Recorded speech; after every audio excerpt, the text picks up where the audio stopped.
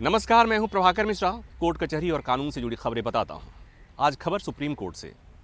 आशीष मिश्रा उर्फ मोनू लखीमपुर खीरी मामले के मुख्य आरोपी को सुप्रीम कोर्ट से बड़ी राहत मिली है। आशीष मिश्रा के बारे में आप जानते हैं, गृह राज्य मंत्री अजय मिश्र टेनी के पुत्र। जमानत हाईकोर्ट ने दे दी थी, लेकिन उस जमानत को सुप्रीम कोर्ट में चुनौती दी गई इस आधार पर कि पीड़ितों का बगैर पक्ष सुने हुए हाईकोर्ट ने जमानत दे दी है।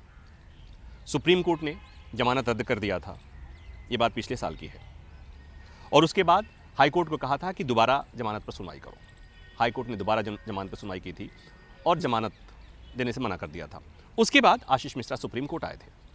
सुप्रीम कोर्ट में आशीष मिश्रा की तरफ से देश के जाने माने वकील पूर्व अटॉर्नी जनरल मुकुल रोहतगी ने पैरवी की। ये कहा कि आशीष मिश्रा उस मामले में सीधे तौर पर शामिल हैं, इसका कोई सबूत नहीं है और इतने समय से सलाखों के पीछे हैं, लिहाजा वो जमानत के हकदार हैं। दूसरे पक्ष से वरिष्ठ वकील दुष्यंत दवे, जाने माने वकील वो भी हैं, उनके तरफ से ये दलील दी गई कि आशीष मिश्रा कोई सामान्य आरोपी नहीं है, केंद्रीय गृह राज्य मंत्री के बेटे हैं। ऐसे में अगर उन्हें जमानत दी जाती है, अगर वो सलाखों से पीछे रहते हैं तो ट्रायल को प्रभावित कर सकते हैं, और इस आधार पर जमानत नहीं देने की दलील दी गई। सुप्रीम कोर्ट ने कहा कि किसी को इतने लंबे समय तक सलाखों के पीछे नहीं रखा जा सकता। सुप्रीम कोर्ट ने भी कहा कि अगर सुप्रीम कोर्ट जमानत नहीं देगा तो बाकी कौन अदालत इस पर विचार करेगी। चूंकि सुप्रीम कोर्ट ने पूछा था उत्तर प्रदेश सरकार से कि वो ट्रायल कोर्ट से पूछकर बताएं कि इस मामले के ट्रायल में कितना समय लगेगा। बताया गया कि 5 साल कम से कम लगेंगे।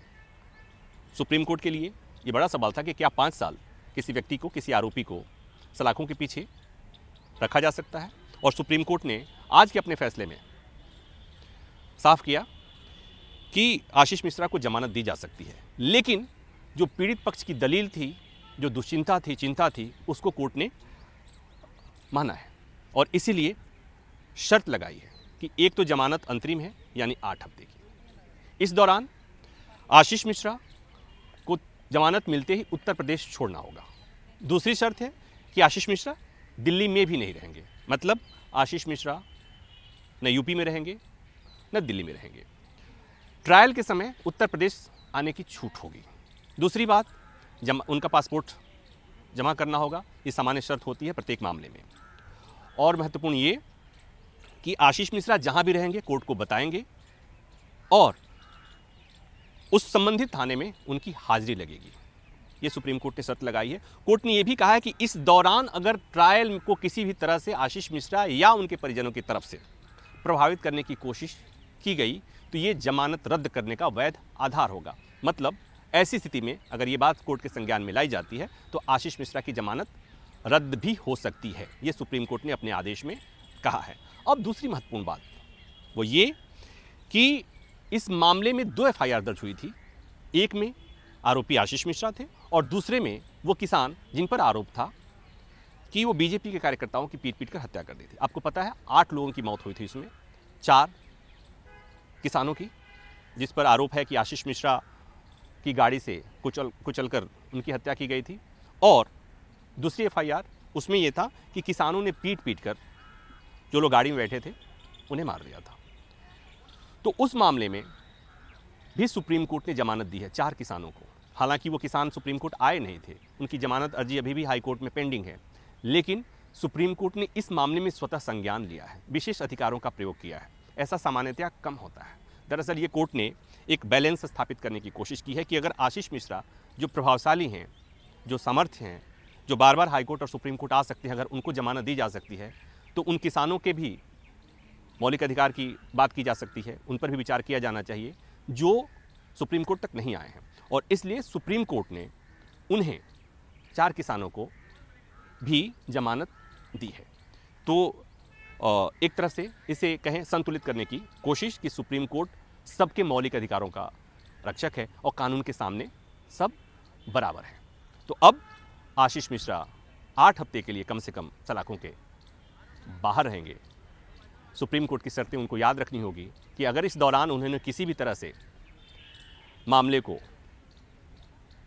प्रभावित करने की कोशिश की तो जमानत रद्द भी हो सकता है। ये शर्त है, और ये शर्त इसलिए कि जमानत का विरोध किया गया। तो एक महत्वपूर्ण बात यह भी थी कि उत्तर प्रदेश सरकार की तरफ से भी इसकी पुरजोर मुखालफत की गई थी। आशीष मिश्रा करीब करीब 1 साल सलाखों के पीछे रह चुके हैं और मामला आप जानते हैं, किसान आंदोलन के दौरान 2021 में लखीमपुर खीरी में हिंसा हुआ। तत्कालीन उप मुख्यमंत्री केशव प्रसाद मौर्य उधर जाना था, गए थे, उनका विरोध करने के लिए किसान वहाँ इकट्ठा हुए थे और किसानों की भीड़ पर एक गाड़ी चढ़ा करके रौंद दिया गया और आरोप ये है कि वो गाड़ी आशीष मिश्रा की थी और उस गाड़ी पर आशीष मिश्रा थे। उसमें 4 किसानों की मौत हो गई थी। बदले में आक्रोशित किसानों ने गाड़ी पर सवार लोगों को उतारा, उस गाड़ी के ड्राइवर सहित 4 लोगों की पीट कर हत्या कर दी। इस मामले में 2 FIR दर्ज किए गए, SIT का गठन हुआ। उसके बाद की बातें आपको पता ही नहीं। तो फिलहाल यही कि आशीष मिश्रा केंद्रीय गृह राज्य मंत्री अजय मिश्र के बेटे को सुप्रीम कोर्ट से बड़ी राहत मिली है और राहत उन किसानों को भी, जो 4 किसान जो अभी तक सुप्रीम कोर्ट नहीं पहुंचे थे, उनको भी जमानत मिली है। उम्मीद है वीडियो आपको पसंद आया होगा। विजय वीडियो बना रहे थे।